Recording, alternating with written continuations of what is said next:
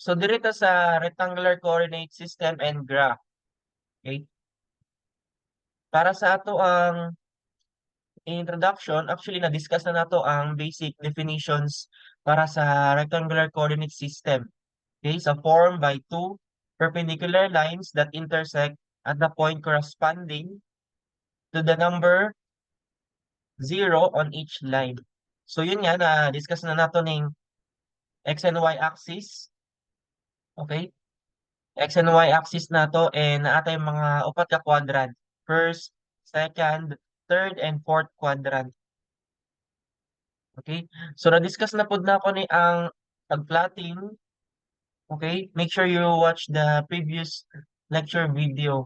Ako ang i-highlight lang dire kay ang ato ang pag-discuss, okay? Sa pag-plotting, okay, nagbalik ka sa example, plotting na to 1, 2. So na dire ang 1, 2 kay naman siya sa first quadrant, 'di ba? So kung maka-remember pa mag-plotting, 'di ba? Ang pag-plotting, butang na to plot point A, 'di ba? Ang iya ang x niya ginatawag ni siyang abscissa, ang y na to ordinate, 'di ba? Sa coordinates niya. So ang x niya 1, dayon ang so butang ang kag 1 unit from the origin 0, 0 dire, 1 unit dire, dayon 2 units dire. So tanaw lang nimo intersection mo na ang 1, 2. Ang point B naman for negative negative 4, 3. So move ka dire left side 4 units and then upward 3 units dire. Then tanaw din nimo intersection. Igura nimo i-point dire. Okay? So basic na kay na siya sa paggamit sa pagplotting. Okay? So dire ta sa tuang highlight nato nga topic is ang distance formula. So suppose na kay duha ka points, P sub 1 and P sub 2 are two distinct points in the XY plane and are not on the vertical line or the horizontal line. So the consequence, P sub 1, P sub 2, and P sub 3 na type point dire, P sub 1, P sub 2, P sub 3. So kung mapansin nimo dire, gi-explain lang dire giun sa pag-derive or pagkuha sa formula ng distance. Okay? So naa kay point dire and kani ayan. Kaniya ginatawag na distance formula. Okay? So kung mapansin nimo ang P sub 2 ug P sub 3 gikuha ang measure dire from this point and another point to this point. Okay? So, di syempre, naaman tayo naman diri ang x-axis. So ang kuhaon mo dire ang x sub 2 minus nimo sa x sub 1. Kaya ko ba ang x sub 2? Nabiya siya diri nga point, di ba? Ang gamay nga point dire ang x sub 1. So i-minus nimo kung ano ang absolute value niya. The same also here, ang sa y-axis nato ang y sub 2 ug ang y sub 1. So dire y sub 2 minus y sub 1. Either way, pwede raman din siya. Kung mauna ang y sub 1 or y sub 2, pwede ra kay absolute value raman ni. Okay? So tungod na, since this is a right triangle, kung familiar pa mo sa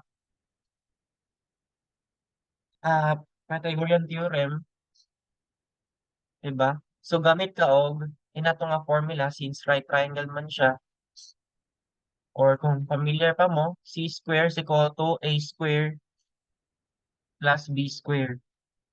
Kung naka-familiar pa mo ani, okay? Or piniagi mo og algebra or niagi na mo calculus karon for engineer, familiar, naka-familiar na mo ana.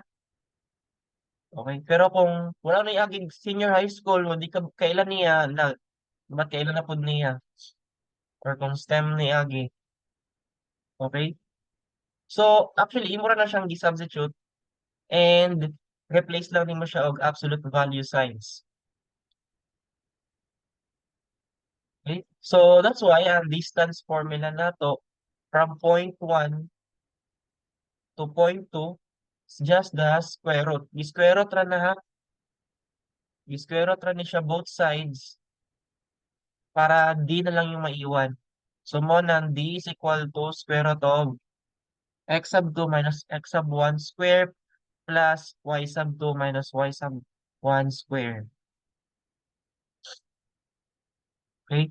So, mo na siya ang explanation. Gigamit lang ang Pythagorean theorem pag-derive lang ato nga formula. So, example, natay point A, okay? Point A and point B. Ang point A nato is 8, -5. Point B is 3, 7. Make sure kabalo na mo graph ha. X and Y axis pag graph. So, iguro nimo siya i-plot muna. I-plot sana siya ha, then i-connect. Pag-connect nimo, that's the question. Pila man ang iyang distance. So, ang buhaton lang nimo, i-assign sa nimo ang mga X and Y nimo, kinsa man na sila. So, ang 8 nimo, utang na to ang 8 kay X sub 1. Aning Y nimo, mo na siya ang, ay ang 5 nimo, ay -5 is Y sub 1. Ang 3, mo na siya ang X sub 2. So, importante nimo i-plotting kay para pag abot sa distance formula, kabalo na ka and mag-guide ka. Okay? So, now, distance, pwede po D ra ibutang ha. D is equal to, di ba ang x sub 2 nato kay 3 minus x sub 1 minus 8. Di ba? Plus, ang 7 nato, mo na siya ang y sub 2 minus y sub 1. Di ba sakto ra ang pagka? Substitute lang niya. So, 3 minus 8, di-square niya, di ba nakabutang by absolute value ba to? So, square niya dere. So, -5 square plus 12 square. So, 169 square root niya is 13. That's it. Sayo na kayo na siya. No, kung miagi na sa inyo sa senior high school, sayo na kayo na. Ma-perfect na ninyo ning finals. Kaya na ninyo. Okay? Example, another example, kaya ang 3 points form a triangle. So, naatay points, ang importante, i-plotting dyan na ninyo. Importante nga i-graph ninyo kay para ma-imagine ninyo ang situation. Kaya na ako yung mga questions dire nga medyo tricky nga kailangan siya i-graph para masabtan pa ninyo. Okay, kay kung dili i-graph, baka walang points. Okay? So, P sub 1 nato na dire, P sub 2 na dire, quadrant 3, quadrant 1 ang atong P sub 3. Then i-connect lang dahil nimo sila. Connect the dots, then you form a triangle. So the question here is, in geometry, gusto niya mahibawaan ang tanang sides sa triangle. Pero dire, ma-right triangle lang na siya if and only if the sum of the square of the lengths of two sides is equal to the square of the length of the remaining side. Okay? So, di ba matawag mo na nga triangle, isosceles kung congruent ang duha ka sides. Kung tulo ka sides congruent, equilateral triangle. Kung wala, scalene. Kung familiar pa mo nga geometry ha. Okay? So ang buhaton nimo diri, kung sa nimo ang distance, medyo challenge lang kay manumanuhon jud nimo ni by pair. So distance sa P sub 1, P sub 2, distance sa P sub 2, P sub 3, then distance sa P sub 3, P sub 1. Okay? So ikaw bahala kinsa imo i-assign sa x sub 1, x sub 2, x sub 3, ay x sub 1, 1, x sub 2, y sub 1, y sub 2. Okay, kaya nga naman, pwede naman sila mabaliktad din pag square, the same ra. So, parehan eh. Butang nato ang solve nato P sub 1, P sub 2. So, since nauna man ang P sub 1, siya si X sub 1 o Y sub 1. Kani, X sub 1, Y, ay sorry, 2 di ay, Y sub 2. Substitute lang dahil ni Moder, di ba? Mm, sige. Dayon, ako lang ginainani ha, kay para magets ninyo. Y sub, ay sorry, X sub 1, Y sub 1. Tama? Ay sorry, naon sa man ni? X sub 2, naon sa man ni? X sub 1, X sub 2. Ayan. Dayon, Y sub 1, Y sub 2. Ayan. I-substitute ra na siya.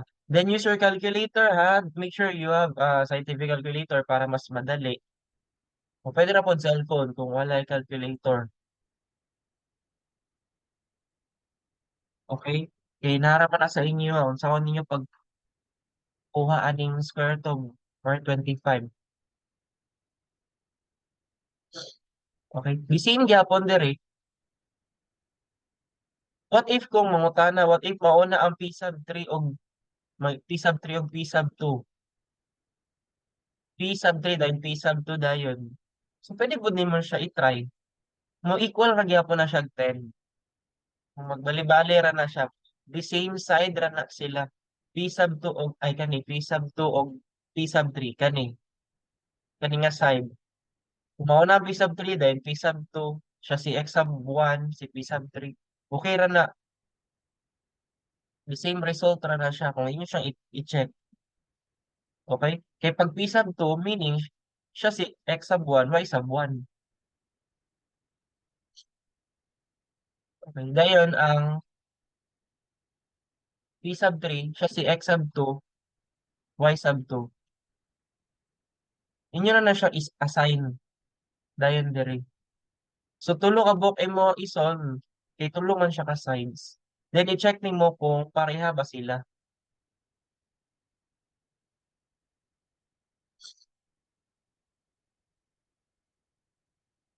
Pero naman tayo di pangutanan diri kung pwede pud mo siya i-check kung right triangle siya. Okay? Okay, kay the sum of square of the lengths of two sides is equal to the square of the length of the remaining side. Okay? So iyang giingon niya diri kung imo siyang i-square ang duha ka sides, tanawan nimo 100. Nasayo pra niha. Ay, sakto ba na siya? Wala lang yung square root niya. Dire kulang man eh. Square root sa 125.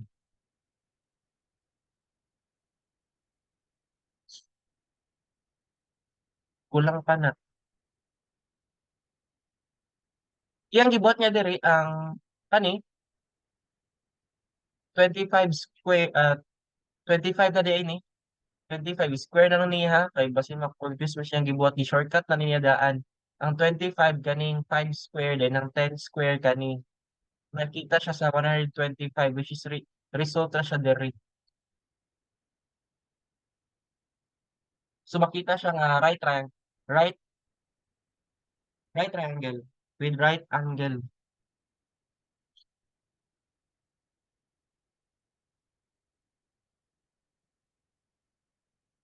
Nalay technical error dire, i-check lang siya nga result.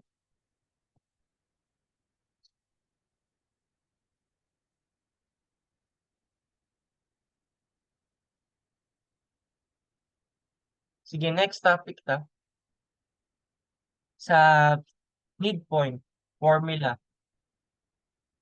So sa midpoint formula, ang ang yang gi-explain lang niya dire is giyo sa pag-derive or pagkuha sa midpoint. Okay? So a midpoint of a line segment between two numbers A and B on the number line is the average. So familiar pa na tag word nga average to, more siya gikuha nga mean. No, sa previous topic na to, mean. So iya di man duha divide 2. So in the XY plane, each coordinate of a midpoint M of a line segment joining 2 points. So pag natay duha ka point 1 and point 2, line segment na siya. Ang tawag ani ha, line segment, dili siya line. Kaya ang line segment, kay naman sila endpoints. Mo ng line segment. So pag natay line segment, makuha nimo ang midpoint ana, ang center. Okay? That is the average of the corresponding coordinates of the endpoints on the interval. Okay? Tinatawag ni silang interval, P sub 1 and P sub 2. Okay? So anyway, diretso na ta sa formula. Familiar dapat ta ni ha, kay common ning distance formula sa midpoint formula sa basic na jud na siya nga Cartesian plane nato. So the midpoint of the line segment joining P sub 1 and P sub 2 in the XY plane is with this. Make sure nga na parenthesis ha, kay na mga uban dili butang og parenthesis, wrong jud na. Kaya dili siya ma-emphasize nga point. Okay? X sub 1 plus X sub 2 divide 2, comma, dapat na comma, kay kanimo ng X, kanimo ng Y. Kay point man ni, di ba midpoint, middle, dahil ang point niya. So, again, ay kalimot sa atong coordinate. Importante ng may coordinate ha, may parenthesis, comma. Bawal gumamit ng bracket ha o braces. Kay mo jud ang rules nato sa pag-plotting. Okay? So example, so isa ka example, dali raman kay ni siya actually.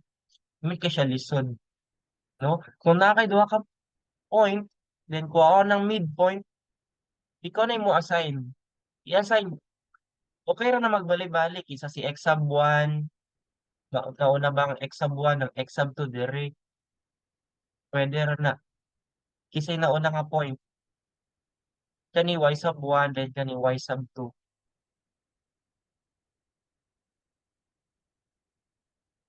Tama. So, siguro ni mo i-add, negative 2 plus 4. Di ba? Kung mabaliktad, 4 minus 2, pareha ra gyapon. Di ba? So may mo siyang 2. 2 divide 2, 1. Dahil ang isa, 5 plus 1, 6 divide 2, 3. So your midpoint is naa sa, pwede po di mo butangan, point M, 1, 3. So kayo mo siyang i-graph, makita ra ni mga midpoint. Inato ra. So manata. Muna to siya ang highlight lang na ako karon i-discuss midpoint at saka ang distance formula. Anyway, we have a lot of exercises. Pero again, kabula naman mo sa kuha, dinara ko mo kuha sa assignment quiz exam sa mga exercises. So kung mapansin ninyo, daghan ko gihatag or gi-upload ng mga exercises, handouts, reviewers karon sa Facebook group. Okay? So you have to practice and answer a lot of exercises para maanad mo. Okay? Kay daghan kay kong mga ipang-provide. Pareha ani, determine lang nimo asa nga quadrant. Kung nanggawas na siya sa assignment. Then kani plotting lang, basic ra kay na siya. Okay, next na to is practice mo pagkuha sa distance formula natay mga fraction, so practice jud mo. Okay? And a lot more. Daghan kay mga exercises there. Okay? Dire nga part, di na nato mag-discuss og inanin. Di na siya appeal. Kay more on high calculus na ni siya, calculus 1, mo na math modern world data. So di na nga topic. Okay? So we're done para sa